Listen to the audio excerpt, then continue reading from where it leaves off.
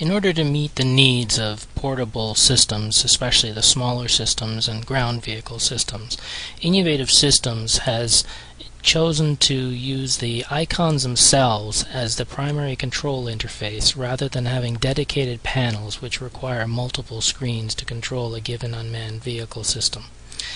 In this instance, you'll see that by right-clicking on the actual air vehicle icon, I can call up a series of dialogues that are related to the air vehicle. Some of these are payload dialogues. These can also be called up by selecting the payload footprint and right-clicking here. Here you will only get the payload dialogues, not the vehicle dialogues. The reason why the payload dialogues are also available on the air vehicle is simply because you can swing the payload underneath the air vehicle, and therefore it's necessary that the air vehicle itself be able to give you access to the payload dialogues. There's a division between the types of dialogues here. The first sets of dialogues that you note here are actually the STANAG 4586 common dialogues. So from vehicle to vehicle, these will not significantly change unless entire chunks of functionality are absent. For instance, a camera is not present on a vehicle, then it will not have the camera control dialogues. However, vehicle control will always be there and will always be essentially the same dialogue for ease of training. And this includes even going between air vehicle to ground vehicle to surface vehicle. It makes it very simple for the operator to switch between these vehicles and to use common and familiar control widgets to exercise control over the vehicle. The second set down here are actually vehicle-specific dialogues. So for instance, the Arion Scout vehicle here actually has a built-in simulator in the vehicle. The STANAG 4586 protocol has nothing that maps to this. So it is the job of the vehicle-specific module, which sits between the control station and the air vehicle, not only to do the translation from the air vehicle protocol to the 4586 protocol, but also in those cases where there is no translation, to provide the graphical user interface to access the capabilities such as this simulator that are not present in the 4586 protocol. It does this by generating an actual GUI. The control station must supply three services: an HTML capability, a Java capability, and an X-Windows capability. The VSM can then use any or all of those services in order to generate the dialogue.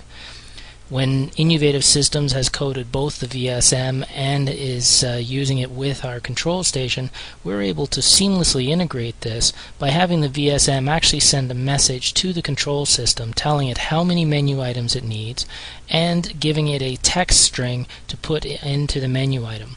The control station itself knows nothing about simulator or about dialogues in this instance.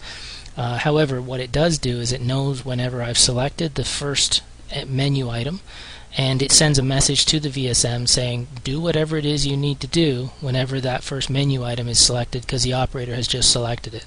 And in this case, what the VSM does is it opens the simulator dialog where the operator can now go in and set the parameters for the simulator. In this way, STANAG 4586 not only supports a large common set of messages which allows the interoperability from system to system and between nations, allies, and units, but through the graphical user interface ensures that a 4586 compliant system can actually access the full set of features in a given vehicle. So in this instance, we'll open up the vehicle control dialog. You'll notice that this is the same dialog that's used for the status panel wizard whenever we have to take corrective action for low altitude. In this instance, what we'll do is we'll actually switch our we'll set our flight mode to waypoint. We can command waypoint on the map simply by clicking on the map. And what we do is we drop a white cross on the map. That tells us that's where we're commanding the vehicle to go. We immediately then query the vehicle and say, where are you going? And wherever it tells us where it's going, we then draw a green diamond around it. When the green diamond lands over the white cross, we know that in actual fact it is going where we've told it to. If, however, you could imagine that the green diamond was not over the white cross, then the operator intuitively would think, okay, click again. And that's exactly what they should be doing. They send the message again to the vehicle, and the vehicle is then re-queried, and we, hopefully the second time round, get the green diamond dropping over the white cross. Also, you'll notice that as I click over here, you'll see the lollipop that we have here, indicating the vehicle's direction of travel, and it also indicates the speed by the length.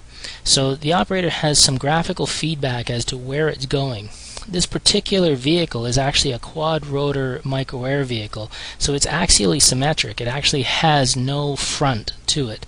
It actually uses its orientation in the air to control where the payload is pointing on the ground. So when we move the payload, you'll actually see the attitude of the vehicle change, but it actually flies sideways, front, backwards. It has no front. However, it does have the ability for us to command it into a mode, and in this case it's vehicle specific 50, where we can tell it which direction to fly and how fast to fly. We're using here the same kind of interface as what you would see in Word. We can grab this lollipop and rotate it, the same as if you've got a diagram in Word. So this is a familiar interface, and an operator doesn't take a lot of training to understand. We've added to it the ability to stretch the lollipop and to command the speed. So the readout next to it actually tells us which course we're commanding it to go to and how fast we're commanding it to go. When I release, that command is sent, and in this mode the air vehicle starts to move in that direction. If I wish to change direction, I grab it. I can rotate it around again and send it in another direction at a different speed.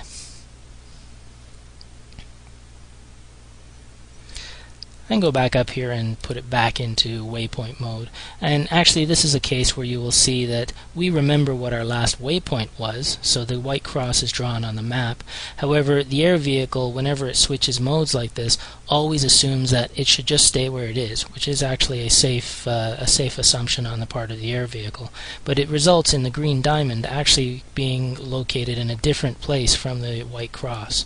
However, once I command it again, then we've closed that loop again. We've told it where to go, and it then says, yes, I'm going over there.